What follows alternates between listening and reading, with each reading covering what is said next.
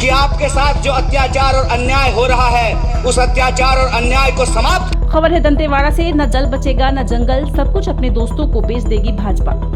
कन्हैया कुमार ने कहा। स्टार प्रचारक ने दादी को लोकसभा सीट जिताने। गिदम में भरी हुंकार, कहा जल जंगल जमीन बचानी है तो कांग्रेस ही विकल्प है। कांग्रेस के स्टार प्रचारक कन्हैया कुमार ने गिदम के जावंगा पहुंचे। यहां उन्होंने आम सभा को संबोधित किया।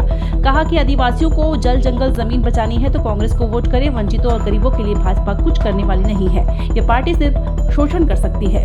कवासी लखमा दादी प्रत्याशी है। वो पहले भी विधायक रहे हैं और मंत्री भी रहे हैं। बखूबी इस इलाके की समस्या के बारे में जानते हैं।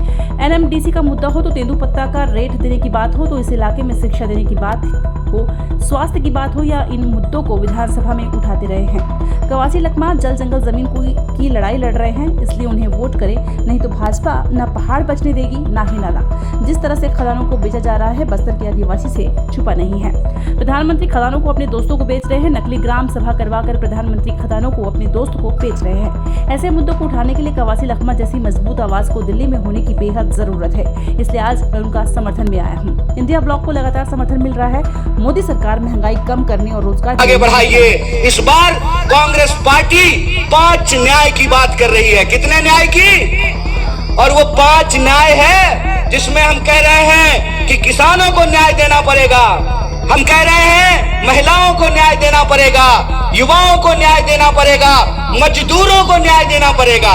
चाहे वो मजदूर एनएमडीसी में काम करते हो, स्टील प्लांट में काम करते हो, या तेंदू पत्ता तोड़ करके अपने परिवार का भरण पोषण करते हैं, उन मजदूरों को आपको न्याय देना पड़ेगा। और गिनती करके जिसकी जितनी आबादी है उतनी हिस्सेदारी आपको देनी पड़ेगी। इसका मतलब ये नहीं है कि देश अगर 140 करोड़ लोगों का है तो प्रधानमंत्री के 2-4 दोस्त ही मजा मारेंगे, ऐसा नहीं होगा। 140 करोड़ लोगों के अधिकारों को सुनिश्चित करना पड़ेगा।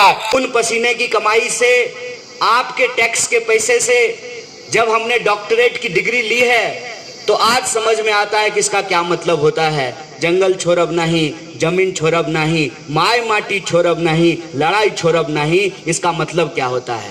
इसका मतलब ये होता है कि हमारे नेता राहुल गांधी ने कहा है कि जल जंगल जमीन पर पहला हक आदिवासी का, फिर बाकी भारतवासी का। इसका ये मतलब होता है। इसका ये मतलब होता है कि जब शहर नहीं बने थे तब भी जंगल था, जब बड़ी बड़ी सिटीज नहीं बने थे, बड़े बड़े कारखाने नहीं खुले थे, तब भी जंगल था। और वो जंगल, उस जंगल में रहने वाले लोगों का एक जीवन था, उनकी अपनी एक संस्कृति थी, उनकी एक सभ्यता थी, उनका अपना जीवन जीने का एक तरीका था। और उस जीवन में सबसे जो महत्वपूर्ण बात है कि वो जंगल को बचा करके रखते थे। वो जंगल को लूटते नहीं थे, जंगल को बचाते थे। जंगल उनको जीवन देता था, वो जंगल को जीवन देते थे। ये जो संस्कृति थी, ये संस्कृति कहीं ना कहीं जो लुटेरे हैं, जो लोभी लोग हैं, वो चाहते हैं जल जंगल और जमीन को खोद करके वहां पर जो रहने वाले लोग हैं उनका अधिकार उनसे छीन लिया जाए। इसीलिए कांग्रेस पार्टी जब सत्ता में आई तो कांग्रेस पार्टी संविधान लेकर के आई।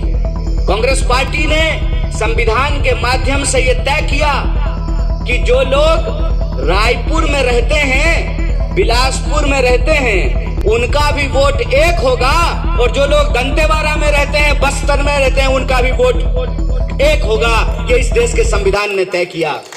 इस देश के संविधान ने तय किया कि आदिवासी का भी वोट एक होगा, दलित का भी वोट एक होगा, ओबीसी का वोट एक होगा, और जनरल कैटेगरी के लोगों का भी वोट एक होगा, महिला का वोट भी एक होगा, और पुरुष का वोट भी एक होगा। ये इस देश के संविधान ने तय किया है। और उसी संविधान की ताकत के चलते वन संरक्षण अधिनियम बनाए गए, तमाम तरह के कानून लाए गए, और यह सुनिश्चित किया गया कि बिना ग्राम सभा के अनुमति के आप जंगल से एक पत्ता भी नहीं ले सकते हैं, एक पत्थर का टुकड़ा भी नहीं उठा सकते हैं। यह नियम बनाया गया। लेकिन आप सब जानते हैं कि आज क्या हो रहा है। आज ये हो रहा है कि जैसे